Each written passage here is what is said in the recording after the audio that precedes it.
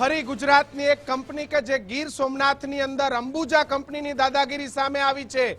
Ambuja company દિવસ રાત cement માટે જે ધૂળ કાઢે છે, જે લાઇમસ્ટોન કાઢવામાં આવે છે, એ લાઇમસ્ટોનથી થતા ડસ્ટિંગના કારણે હવે જે બાળકો છે, જે શાળાએ જતા બાળકો છે, એ અંબુજા કંપનીની સામે વિરોધમાં ઉતર્યા છે। પ્રાથમિક શાળાના બાળકો અને વાલીઓ રસ્તા પર બેસી અને અભ્યાસ કરવા માટે આ માસૂમો મજબૂર બન્યા છે। અંબુજાના પાપને લીધે શાળાના બાળકો અભ્યાસ નથી કરી શકતા। ગીર સોમનાથ જિલ્લામાંથી છેલ્લા ઘણા વર્ષોથી અંબુજા કંપની એ લાઇમસ્ટોન કાઢે છે, જમીનમાંથી લાઇમસ્ટોનનું ખનન કરવામાં આવે છે। વર્ષોથી લાઇમસ્ટોનના કારણે ત્યાં ડસ્ટિંગની સમસ્યા છે। ડસ્ટિંગના જે પાર્ટિકલ્સ હોય છે, જે નાના નાના જે ધૂળના રજકણો છે, એ રજકણો માનવ જીવનના ફેફસાની અંદર ઘણી મોટી તકલીફો પેદા કરે છે ને એટલા માટે જ જે શાળા છે, શાળાની એક્ઝેક્ટ પાછળના ભાગે કંપની દ્વારા લગાતાર થતું લાઇમસ્ટોનનું ખનન, એ ખનનથી ઉઠતી જે ધૂળ છે એ ગરીબો, જે ત્યાંના લોકો છે, જે સ્થાનિક લોકો છે, વિદ્યાર્થીઓ છે, એમના માટે જીવલેણ સાબિત થઈ રહ્યો છે। વાલીઓ અને વિદ્યાર્થીઓ શું કહી રહ્યા છે એ પણ આપણે સાંભળી લઈએ। અમારે સ્કૂલની બાજુમાં જ અંબુજા જેટીની દિવાલો નીચી છે અને ખૂબ જ એમાં બધી ભૂકી ભરે છે કોલસીની, અને એનું ડસ્ટિંગ આ સ્કૂલમાં સીધું આવે છે અને એને હિસાબે બાળકો બીમાર પડે છે।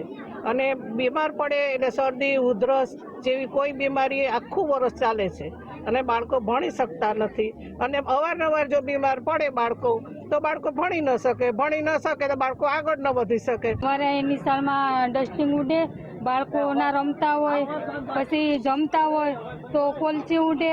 હમણાં તો 15-20 ફૂટની દિવાલ પડી તો અમારા બાળકો તો આજુબાજુમાં રમતા હોય, જો બાળકો પર પડી ને બાળકોને લાગી ગયું તો એની જિમ્મેદારી કોણ લે?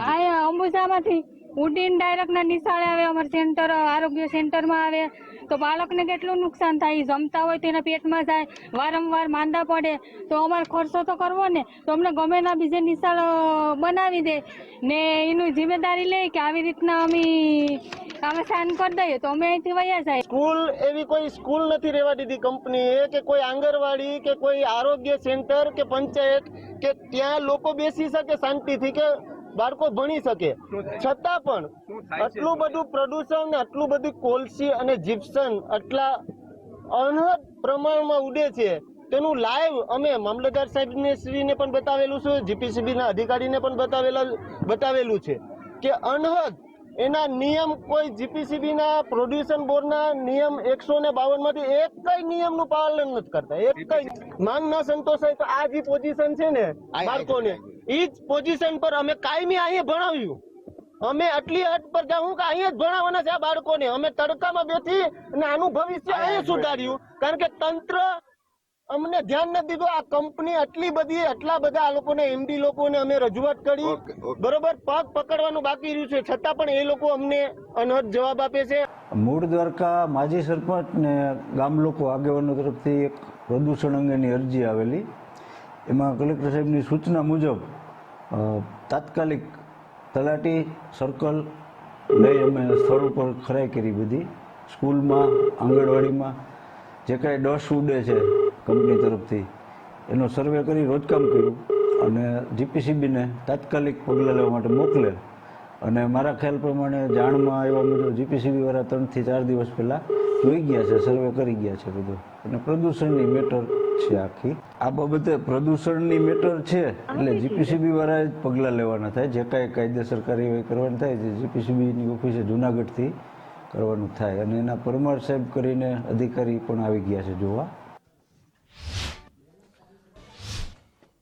બિલકુલ, તો આ નાના નાના માસૂમ ભૂલકાઓને તમે જોઈ શકો છો કે એમને અભ્યાસ કરવો છે, પરંતુ તમને આજે હકીકત કહું કે જેટલા પણ આ માઇન્સ પ્લાન્ટ છે, એ માઇન્સ પ્લાન્ટની એનઓસી એટલી સુંદર રીતે આપવામાં આવે છે। ખરેખર નિયમ એવો છે કે રહેણાંક એરિયાના 5 થી 7 કિલોમીટરમાં તમે કોઈ પણ ઔદ્યોગિક એકમને પરવાનગી આપો કેમ, પરંતુ છેલ્લા ઘણા સમયથી ગુજરાતમાં જે આ સિમેન્ટ કંપનીઓ આવી છે એ એટલી બધી હોશિયાર છે કે ગામની નજીક જ આ પ્રકારના ઔદ્યોગિક પ્લાન્ટ આપી દેવામાં આવે છે અગાઉ પણ આ જ પ્રશ્ન ગીર સોમનાથમાં ઉભો થયો હતો કે શાળાની બાજુની શાળાના એક્ઝેક્ટ પાછળના ભાગે પણ માઇન્સ પ્લાન્ટ મંજૂર કરી દેવામાં આવે છે. અર્થ જ એ છે કે માઇન્સ તમે ત્યાં જ કરી શકો. આ તમે દ્રશ્યો જોઈ શકો છો બાળકોના કે જેમના આ અંબુજા સિમેન્ટમાંથી જે કોલસીની ભૂકી ઉડે છે એ કોલસીની ભૂકીના કારણે એમના હાથ પગ આ તમામ વસ્તુ ઉપર એ ભૂકી લાગી જાય છે, કાળા થઈ જાય છે. મને આનો જવાબ એ ગીર સોમનાથ કલેક્ટર આપે કે સાહેબ આ કોઈ બાળકના ફેફસામાં આ પ્રકારની ભૂકી આવી ગઈ અને એનું જીવન બરબાદ થયું તો એની જવાબદારી તમે લેશો. અને આ માઇનિંગ કંપનીઓ એટલી સેટિંગથી આવતી હોય છે, એક એક રાજકારણી અને એક એક નેતાઓ સાથે આમના ખૂબ ઘનાટ્ય સંબંધ હોય છે, ખૂબ સારા સંબંધ હોય છે. કારણ નહીં તો આ પ્રકારની કંપનીઓ ટકી ના શકે. ગામના સરપંચથી લઈ અને સાંસદ સુધી આ લોકો જબરજસ્ત ગોઠવણમાં હોય છે. સાહેબ આ દ્રશ્યો જો તમને તમારું બાળક ત્યાં ભણતું હોય તો મારો આ સવાલ છે ને એ સૌથી પહેલો મારો સવાલ એ ગીર સોમનાથના કલેક્ટર સામે છે કે સાહેબ આ જે મઠ ગામ છે દ્વારકા મઠ કોડીનારનું, ત્યાં તમારું બાળક 24 કલાક રહેશે ખરું? મારો બીજો પ્રશ્ન એ ગુજરાત પોલ્યુશન કંટ્રોલ બોર્ડની ગાંધીનગરની એસી ચેમ્બરમાં બેસતી જે અધિકારી ગણ છે, અધિકારીઓ છે, એમની સામે છે કે એક દિવસે મઠ ગામનો શ્વાસ તો લઈ આવો. અંબુજા કંપની દિવસ રાત વર્ષોથી ત્યાં ખનન કરે છે, વર્ષોથી, અને વર્ષોથી લાઇમસ્ટોન આ પ્રકારની કોલસી પેલા તો પરમિશન જ શું કામ મળે? શાળા જેવી સેન્સિટિવ જગ્યાએ પરમિશન જ શું કામ મળે? આપણી સાથે કલેક્ટર સાહેબ જોડાયા છે. કલેક્ટર સાહેબ ફોન કરીએ છીએ જોડવા માટેનો.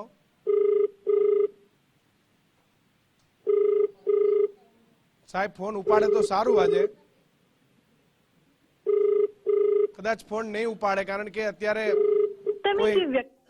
આ બાળકો કરતા કોઈ વિશેષ કામમાં લાગ્યા હશે, એમના માટે આનાથી વિશેષ કોઈ કામ હશે એટલા માટે એમની પાસે અત્યારે ટાઈમ નથી. પણ ફરી ફોન કરો કલેક્ટર સાહેબને, જો ઉઠાવી લે તો એમને પૂછીએ કે સાહેબ આ ભૂકી ઉડે છે કોલસાની અને આ જે જીપ્સમ ને લાઇમસ્ટોનની જે ભૂકીઓ ઉડે છે શાળાઓની અંદર, આ તમે ક્યારે બંધ કરાવવાના છો અને તમે બંધ કરાવી શકશો કે નહીં એનો જો પણ સચોટ જવાબ હોય તો તમે આપો તો અમને થોડું સારું લાગે.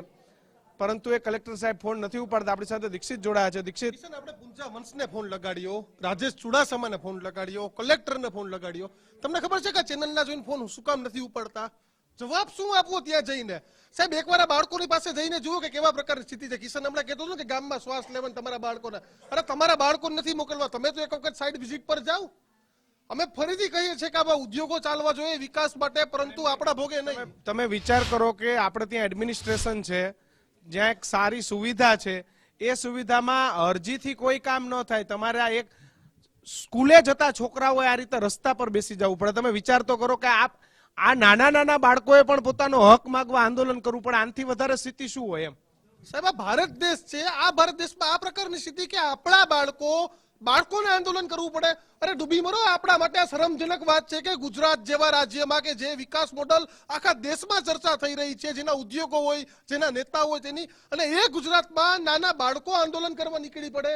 અરે ત્યાંના રાજનેતાઓ, ત્યાંના અધિકારીઓ, તમારા માટે શરમજનક ઘટના છે કે આ બાળકોને આંદોલન કરવા આવવું પડે. કેમ તમે આજે સાઈડ વિઝિટ માટે ત્યાં ન પહોંચ્યા? એકવાર તમે બાળકોનો પ્રશ્ન તો સાંભળો, એકવાર એ વાલીઓનો પ્રશ્ન તો સાંભળો. કેમ આ બાળકો કોઈ ઉદ્યોગપતિના પરિવારમાંથી નથી આવતા એટલે ચિંતા નથી, તમારા પરિવારમાંથી નથી આવતા એટલે ચિંતા નથી. આ લોકો કોઈ ઉદ્યોગપતિના પરિવારમાંથી આવતા હોત ને તો પહેલા ગયા હોત. કોડીનારની બાજુમાં ઉદ્યોગપતિનું ગામ છે, ત્યાં કોઈ પ્રશ્ન હોત તો પહેલા ગયા હોત. પરંતુ આ સાહેબને કોઈ પ્રશ્નોને જ ઈચ્છા નથી, કોઈની ચિંતા જ નથી, કારણ કે આ ગરીબના બાળકો છે ને ગરીબના બાળકોનું કોઈ નથી, ત્યારે બાળકોએ આંદોલન કરવું પડે. બાળકોને એવું ખબર પડી ગઈ કે અંબુજા કંપની છે, આ રીતે બેસશું તો જ થોડી ઘણી ગાંઠશે. કારણ કે છેલ્લા 40 વર્ષથી ગીર સોમનાથ અને કોડીનાર ને સખત ખનન કરવાનું કામ એ અંબુજાનું લગાતાર દિવસ રાત ચાલુ છે. તોય ગાંઠી હોત ને તો એવું હોત કે નાના લોકોએ ગાંઠી લીધા. શરમજનક બાબત તો એ છે કે બાળકોએ આંદોલન કર્યું ને તોય આ નેતાઓ, આ ઉદ્યોગપતિઓ કઈ રીતે આંદોલન દબાવી દેવાય ને એના સેટલમેન્ટમાં પડ્યા છે. એના સેટલમેન્ટમાં 100% પડ્યા છે. ન પડ્યા તો સાહેબ એકવાર આવીને જવાબ આપો. એ બાળકોને આવીને મળો. અમારી ટીમ અમે મોકલીએ કે બાળકોનો પ્રશ્ન શું છે, સાચો છે ખોટો છે, 100% સાચો. આ બાળકો એના પગ બતાવી રહ્યા છે.